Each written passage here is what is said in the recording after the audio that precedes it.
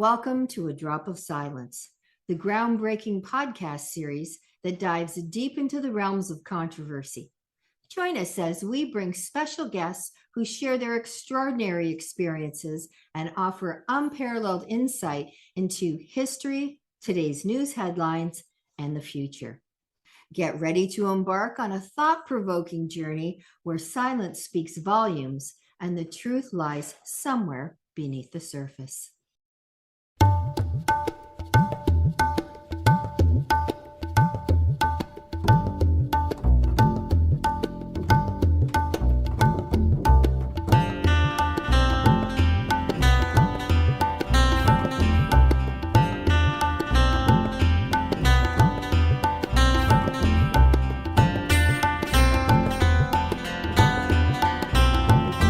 What time will it be when war is no more?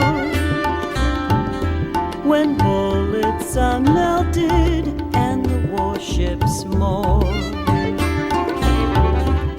I asked Debra Englander to come on this program to talk about the publishing industry. Because in the publishing industry, if you look at it through a lens, you can see it reflects society. So when all of the major publishing industries are collapsing, then the smaller publishing houses are coming up. But then it becomes more creative. And writers who want their voices to be heard, they want their stories to be told, they create other ways of coming to the fore and writing their stories. And some of it is self-publishing, some of it is hybrid publishing, some of it is examining what an agent does and do we really need agents, what the bigger industries are doing and how they're collapsing and why they're collapsing and what do they actually do for a writer. And Deb is one of the smartest people I know. She's also one of the sweetest and kindest people I know. And she has really good insight into that. Hello, everybody. I'm Pam Goldstein, your host of A Drop of Silence. It's a podcast series that explores many, many subjects, but all of them pertaining to our responsibilities of what we need to do in today's society to keep it viable and happy. And I'm interviewing many, many people that can tell us how exactly we can go about doing things. And today's guest is one of my all-time favorite people. I consider her a dear friend, Debra Englander. And Debra has worked in publishing for more than 30 years. She's written the Savvy Self-Publisher column for poets and writers for a decade, which I didn't even realize. I read that all the time, and I never knew it was from her. And she's held staff positions at Cosmopolitan and Money Magazine and managed a business book program for John Wiley. She's written one personal finance book and ghosted several other nonfiction titles. Debra currently works as an editor and writing coach, helping authors through the publishing process. Welcome, Debra, to A Drop of Silence. Oh, I'm so happy to be here. I mean, having worked with you on your book, but now this is a different side of your talent. So I'm really excited to be here. Yeah, I had a radio show for 12 years. And you were the one who suggested doing a podcast series as part of publicity. And I went, oh, I could do that because I know how to do this. This is very exciting. So, but you and I have spoken several times about the situation when it comes to getting books published and the importance of getting a diversification of books being published. So 20 years ago, it was a lot different than it is now. So maybe can you talk a little bit about that? Sure. So 20 years ago, a variety of publishers, large and small, but essentially you stood a reasonable chance of getting your book published. If you were rejected 20 years ago, there were a handful of quote unquote vanity publishers But in most cases, people just sort of put their manuscript away and either forgot about the book or went on to write something else.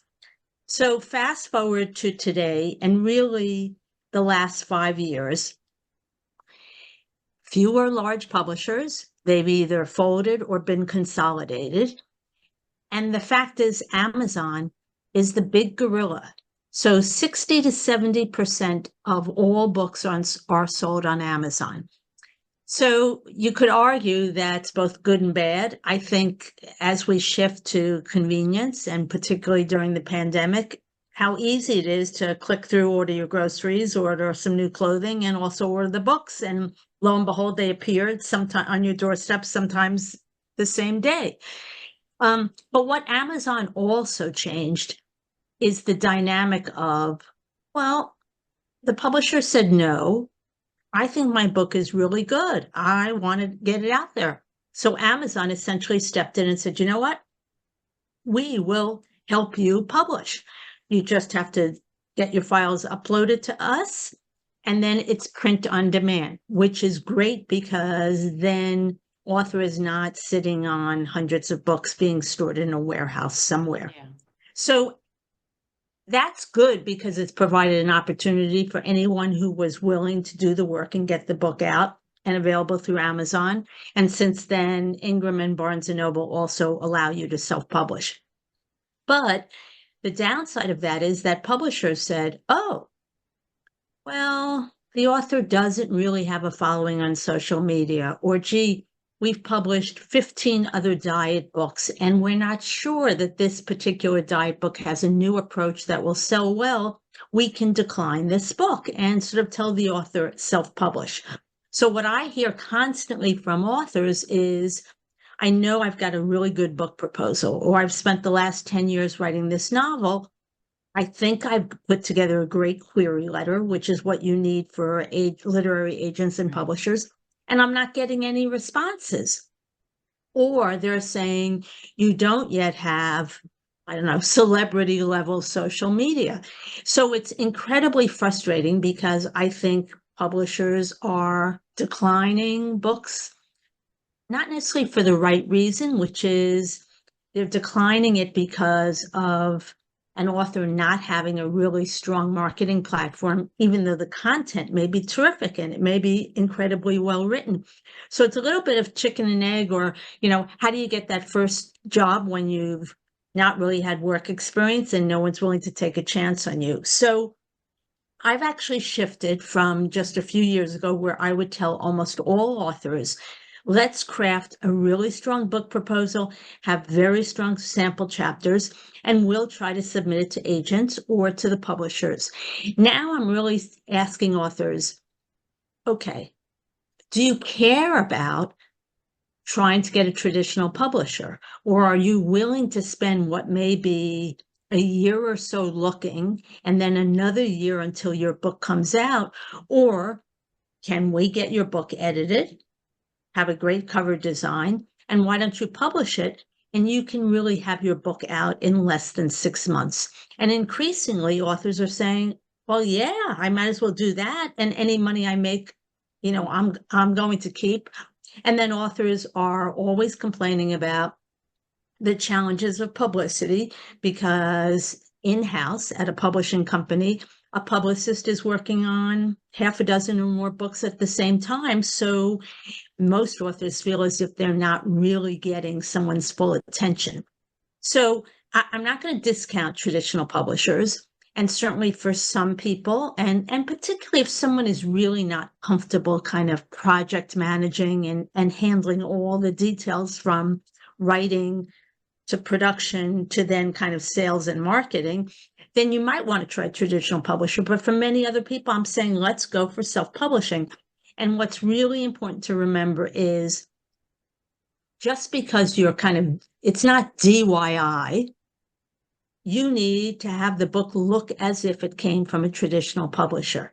That means professional editing, having it proofread, having a professional designer, not, your niece, your next door neighbor, do the cover design, and someone who understands layout of a book because there are certain parameters that have to be met.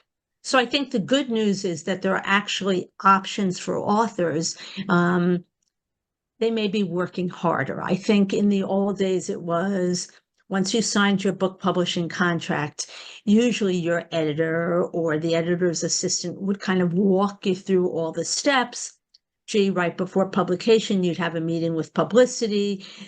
The publisher would happily send off review copies. So many things have changed. I mean, even in terms of publicity, there's only a handful of book review sections.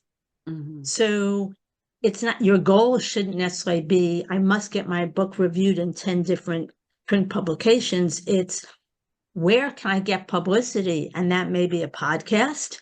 That may be a local giveaway. That may be talking at your library, where even though you can't sell books at your library, if you get a handful of people there who then go out and tell other people, hey, I just heard this author speak, that's how you sell books. So really everything has changed about the industry from, getting a publisher to how can you publicize and sell books. I actually see it in a way as positive once people understand the changes in the industry and then realize that they've got control of their choices. Yeah. Yeah, it's interesting. I was just at a conference a couple of weeks ago. Thank God it was online. You don't have to worry about all the clothes and everything. But one of the things that this gentleman was talking about was people don't realize the ramifications of having, like, you have A publishers, B publishers, C, and it goes down to self-publishing. And he said, but what people don't understand, he said, is the ramification. And I'm going to ask you if you agree with this. He said, we've gone from 11 big publishers over the years down to 5, and now we're down to 4, and it's going to go to 3 if somebody doesn't step in. And what that does then, he said, if you look at it, it limits the types of points of view these books that are coming from them will have. Like basically a WASP, a white Anglo-Saxon Protestant point of view, or an evangelical point of view, or the far extreme right point of view.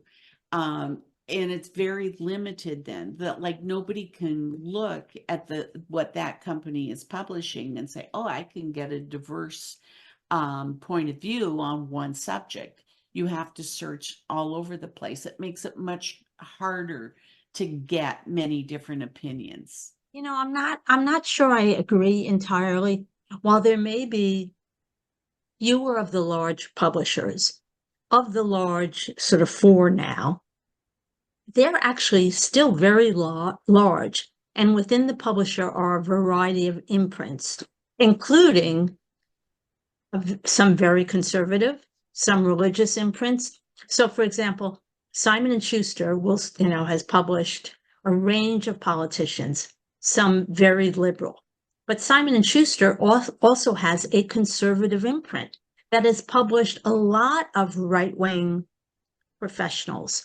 So it may be a little bit harder to, when you go to a big publisher's website, usually you're going to see the bestsellers and you're going to see the brand names. So, you're more likely to see a Hillary Clinton or a Barack Obama than someone else. But if you scroll through and go to the politics category, or if you look down at the imprints, you will actually see that there still is a pretty broad range of opinions and viewpoints. The other thing to think about is because you've been writing and have looked at publishers, for the reader, when the reader buys a book, it's usually because he or she has heard the author. Somebody's recommended the book to them. When they go on Amazon and click through, they're not really looking. Like, they may vaguely say, oh yeah, I've heard of Random House or Simon & Schuster. But most of the time, they're not looking at the name on the spine of the book. They're buying the book because of the author and the subject. Mm-hmm. So I don't think people are choosing books by publisher.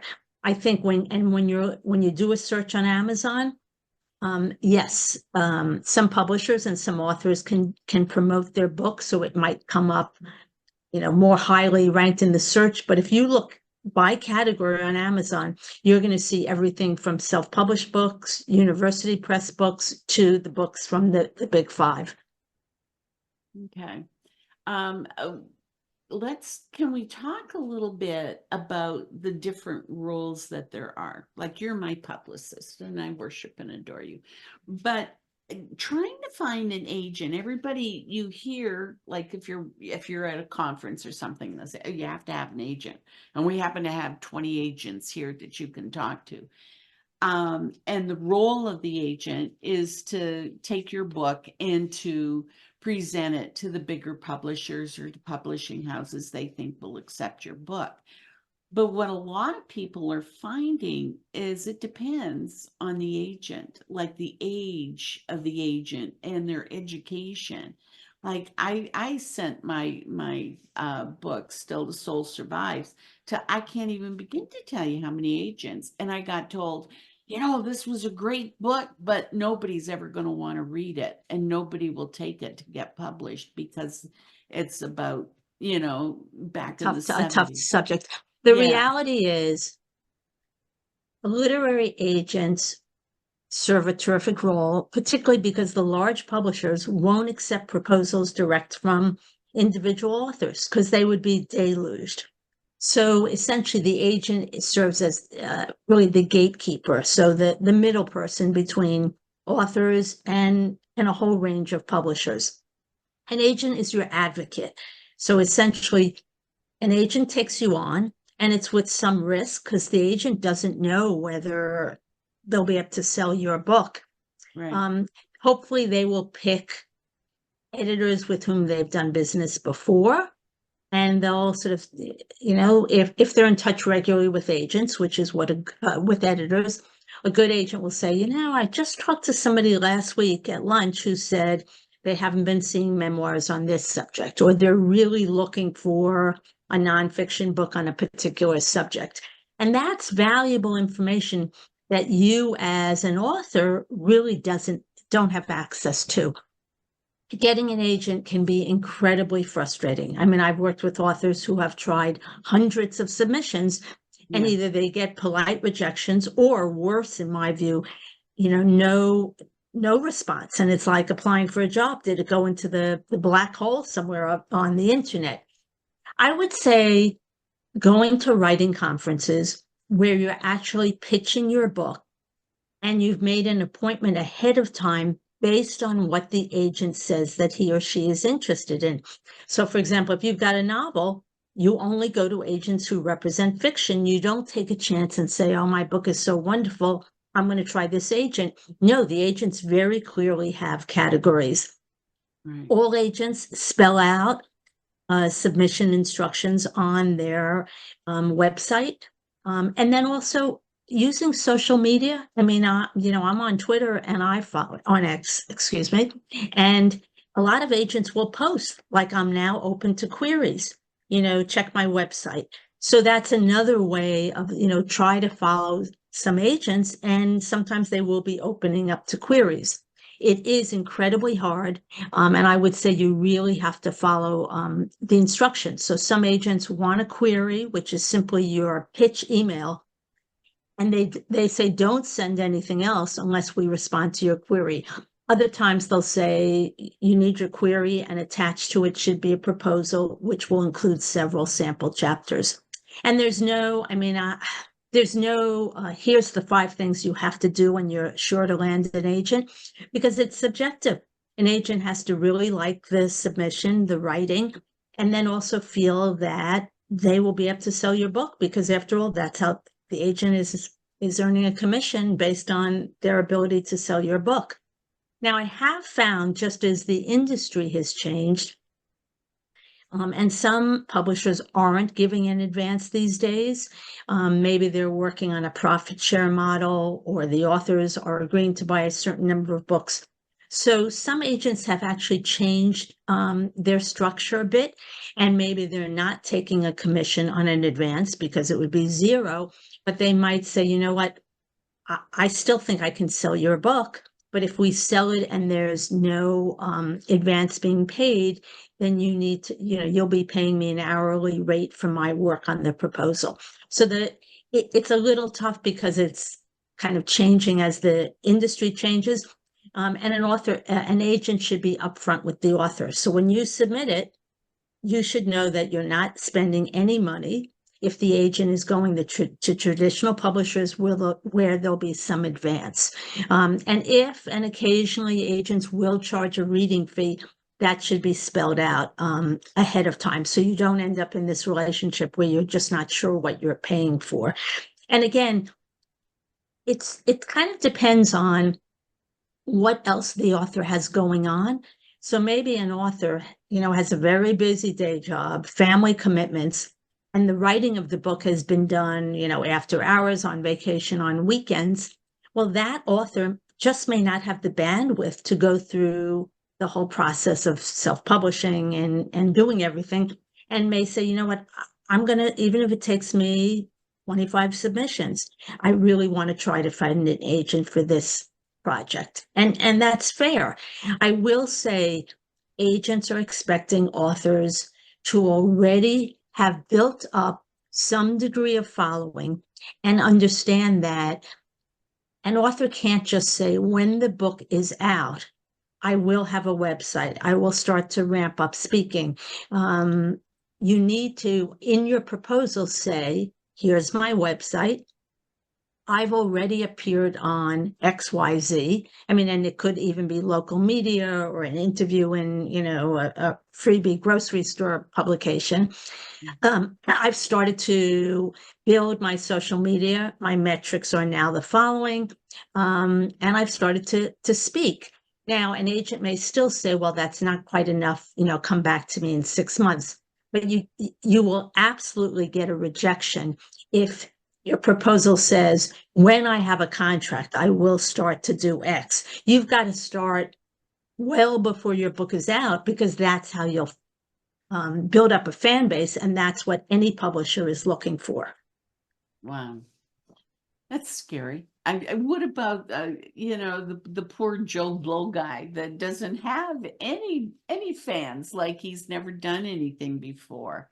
And Well, he could try to find an agent, if it's, a spectacular novel, or if somebody came to me with no platform, I'd probably say, why don't you self-publish and let's see how sales are. And occasionally, although it doesn't happen as much as it did several years ago, occasionally a publisher will say, wow, I see this book is selling like gangbusters. It's in the top 50 of Amazon, and there's no publisher. Let's approach the author. And that happens occasionally, but not as often as you think, because a publisher will say, oh, it's done really well, but maybe the author is maxed out. Like, what else can we bring to the table? Now, sometimes a publisher could say, you know what, this was a really good story. I bet we could sell translation rights, or we could sell audio rights to it. And gee, I bet the author has another novel. So if there's these other reasons, a publisher may approach a self-published author and take the author on. But you should never go into self-publishing saying this will, the next book will absolutely land a publisher. It only happens rarely. Mm-hmm. So, okay, you've got the major publishers, then you've got the B-class publishers. Somebody once said they would only ever go hybrid publishing. Even if HarperCollins gave them the deal of a lifetime, they would still only do hybrid publishing. Why would that person say that? Like, what is hybrid publishing? And okay. Hybrid publishing is where the author is in some way helping to finance the publication of the book. So that may mean you're actually paying a fee to the publisher, or you're committing to buying a certain number of books, or you're committing to use a certain publicity or marketing service. The good thing about hybrids is your book looks as good as if it came from a Random House. And you're usually getting very good distribution, meaning you'll find your books in bookstores, indie bookstores, Barnes and Noble, as well as, of course, on Amazon. I would say and you have a little more control because you are helping to pay. So, unlike a traditional publisher that might say, we designed your jacket, here's 2 versions, like tell us what colors, but essentially choose one of these. A hybrid publisher will be a little more willing to go back and forth with you and to listen to your input on the jacket. But I'd say it can be much more expensive than people realize. So on the low side, maybe a hybrid could be several $1,000s. Let's say you're committing to buy 1,500 books over the lifetime of the book, and the book is being purchased at a discount. But I've seen some hybrids where we're talking close to 6 figures.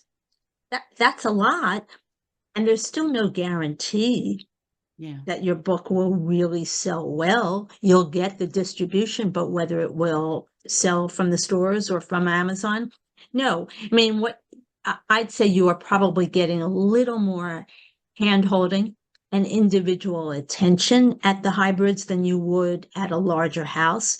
But again, it would have to be an individual choice whether somebody wants to spend that much money. Yeah. And that's, I have to say, that's one of the things I always think about. I'm listening to the HarperCollins and all of those big companies. They don't hold your hand. They expect you to do more advertising than they're prepared to do. That is, and that's really a comment on the changing industry.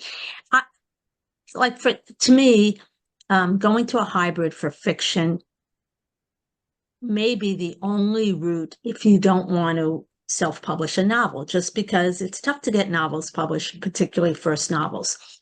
I've seen hybrids work reasonably well for authors who are already out speaking. So they're giving keynote addresses, and if they had to buy 2,000 books from the publisher, that's nothing. I mean, they're going to use that in their first couple of speeches. So for certain business authors or folks who really are on the speaking circuit, and maybe they don't want to wait a year to 2 years before their book is out, they could go to a hybrid, and hybrids usually can get a book out in about 6 months. So that's another advantage. It's kind of quicker to market than the traditional publishing route. But somebody has to have, deep pockets and the willingness to pay for it. Again, I've asked authors, did anyone criticize you or say, how come you went here versus somewhere else? And there's no difference to the ultimate consumer. Do they recognize? I mean, we in the business know what's a hybrid publisher, but most readers don't. So it didn't make a difference. And it was the most realistic way to get their book published. Yeah.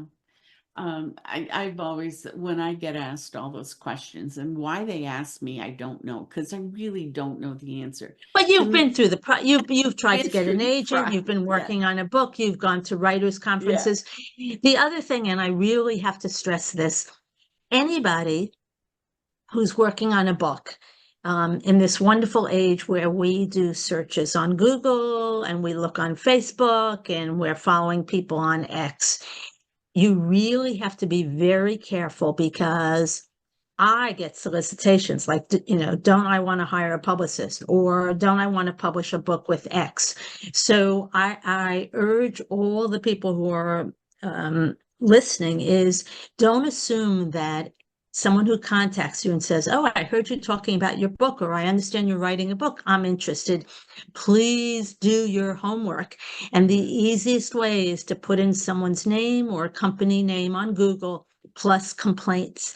Because even within the publishing industry, there are some very creative scam artists who are using names of legitimate agents, actual publishers, and they're sort of saying, we're sending you a contract, or gee, all it will take is, a one-time $250 fee, but there's nothing behind the person. So authors have to just be careful and really do their homework. And I always there should not be any time pressure when someone's communicating with you.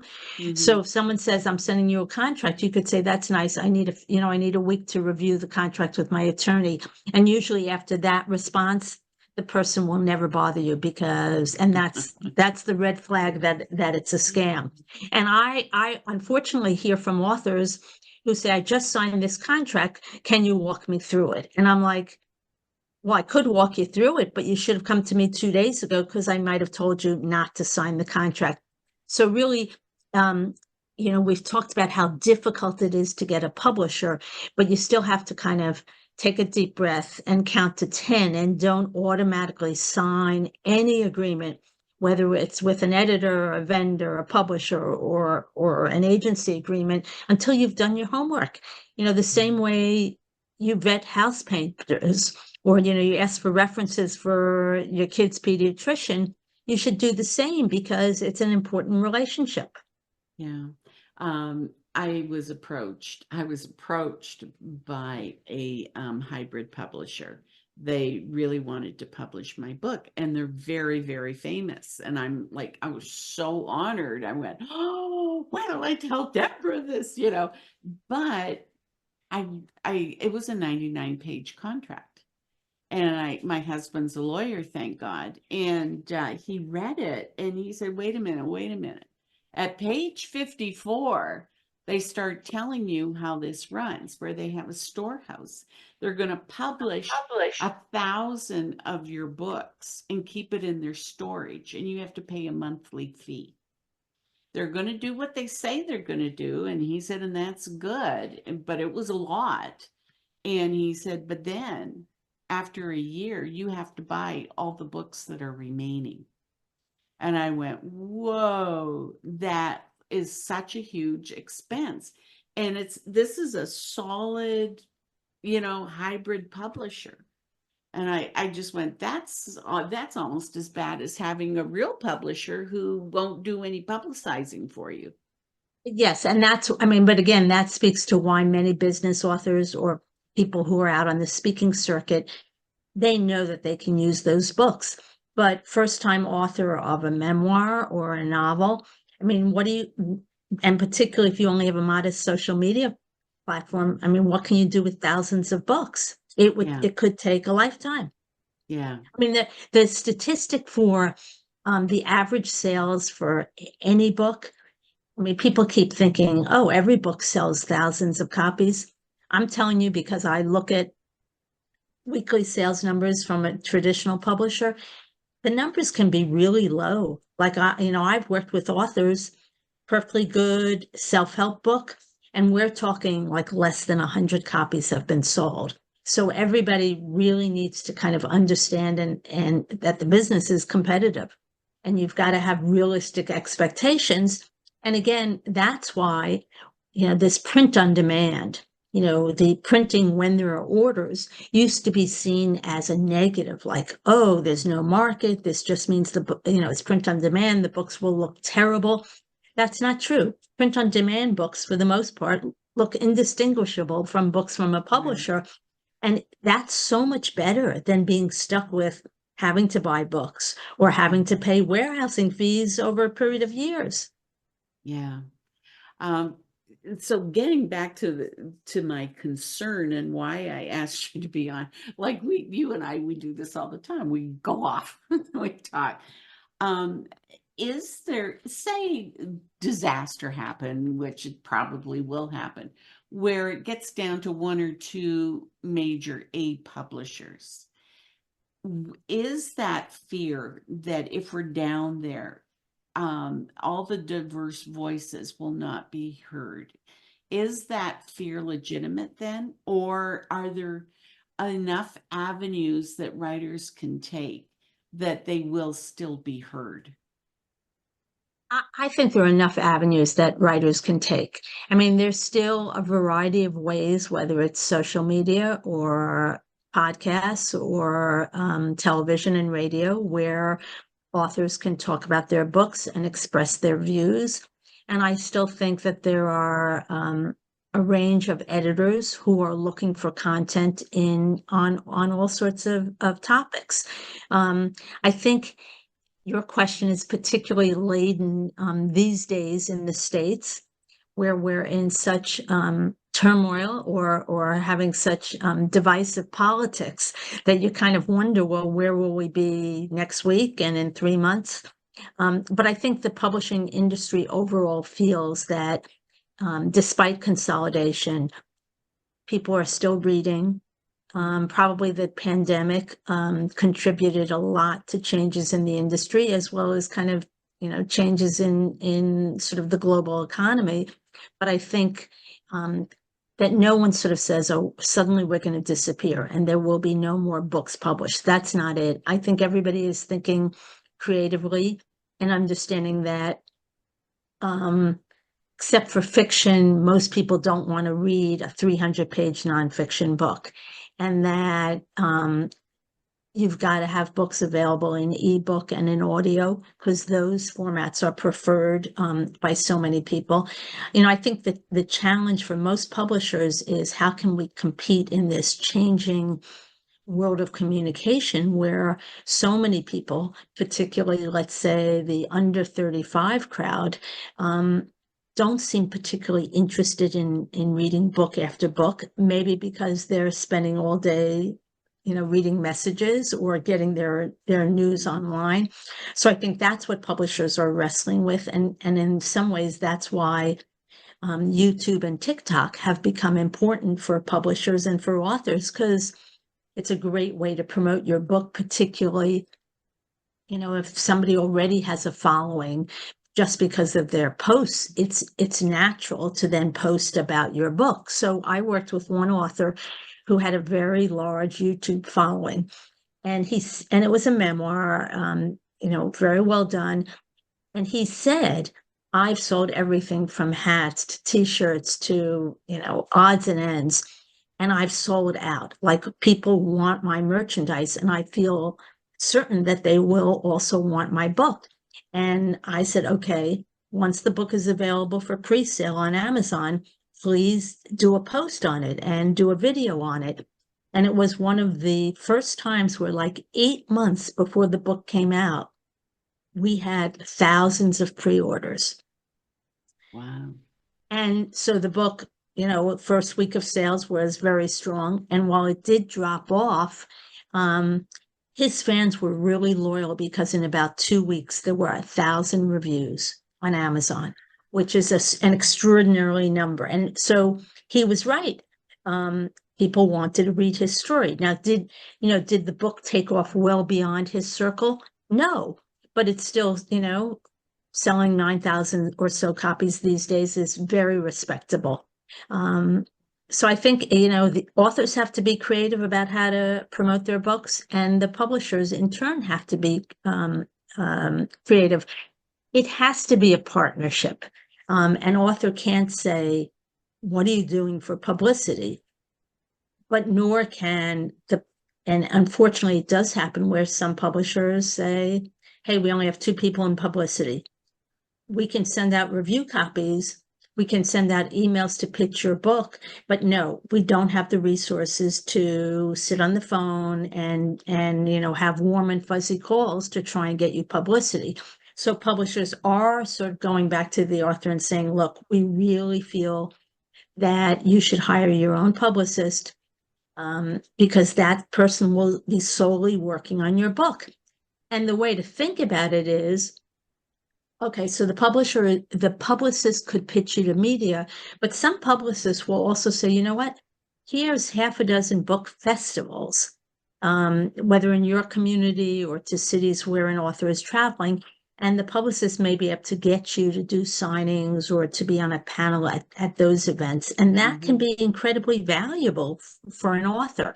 So if you're in the position of hiring a publicist, you really need to ask the publicist, please describe all the work that you'll be doing. And is it over a 6-month period of time, a 3-month period of time? What's happening before publication and what's happening after publication?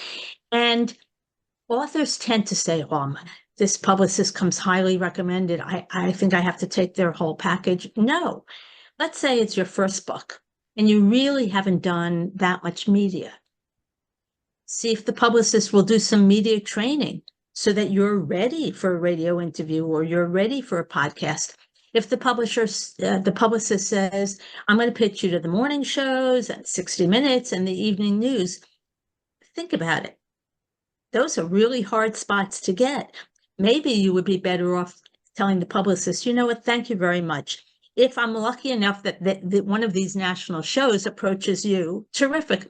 But why don't you try to get me a radio satellite tour? Or why don't you try to get me, interviews with whatever magazine is in the genre of the book.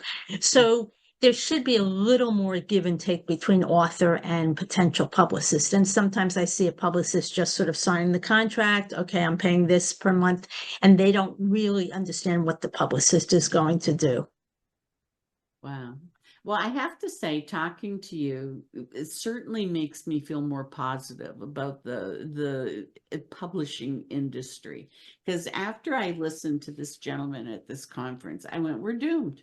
We're just doomed. When the big ones go, we're done. That's it. No opinions besides the whatever opinion that publisher has are going to be published. But you're showing that there are a lot of different ways of getting your story out there, and not necessarily with a big publisher or with an agent.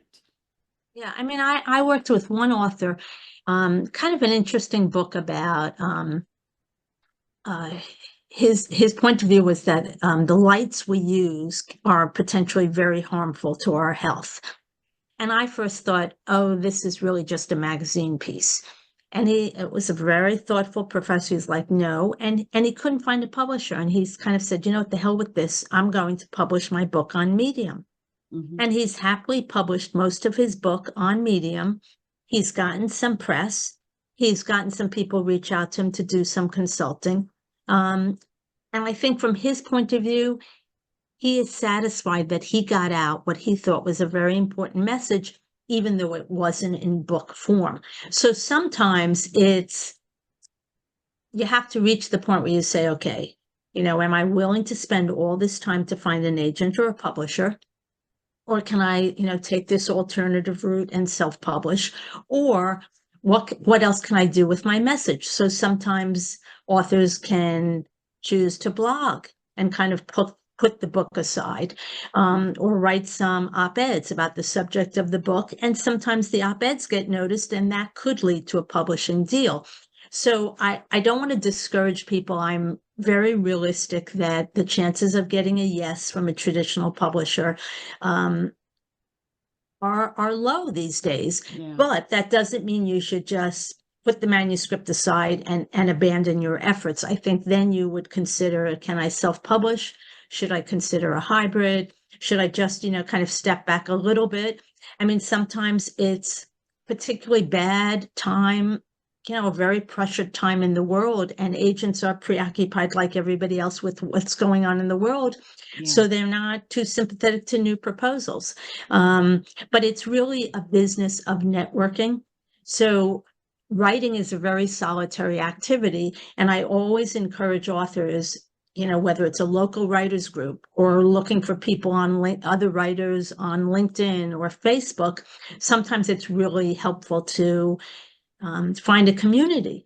And it's not competitive. Everybody's written a unique book, but you might get some advice, or someone might say, no, I went to this writers conference and it's really worth going to because they have great panels and you've got some one-on-one time with agents. So always reach out. And I would tell anyone who's listening is to contact me on LinkedIn. And I always am willing to, have a short conversation and see if I can't help people find the best route to getting their book out there. Wow. See, I knew you were great. I always knew you were wonderful. But one person, I have to say, it was really interesting. It kind of backfired on her. She was doing podcasts, and she would read a chapter of her book. She had 47 chapters in her book, and every 2 weeks she would, or once a month, she would read a chapter. it never dawned on her she would get to the end of the book and still not have any takers to publish her book. But she had a following of over 10,000 people.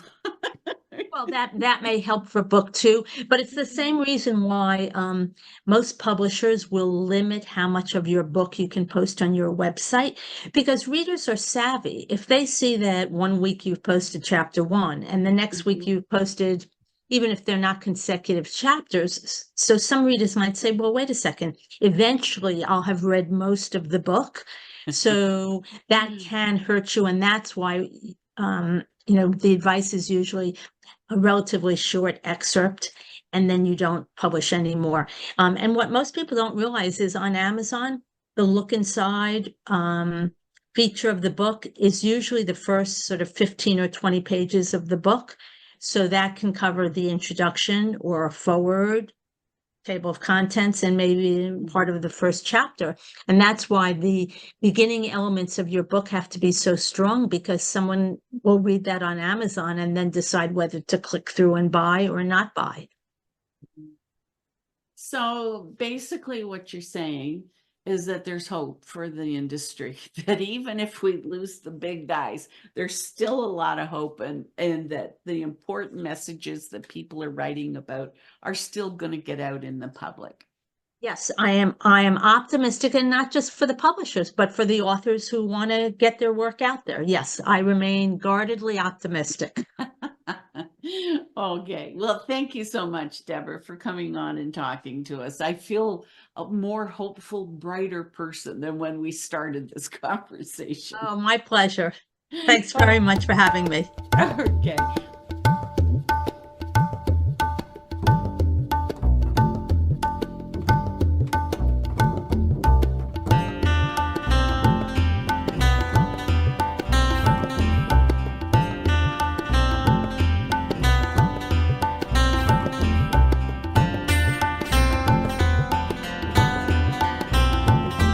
What time will it be when war is no more?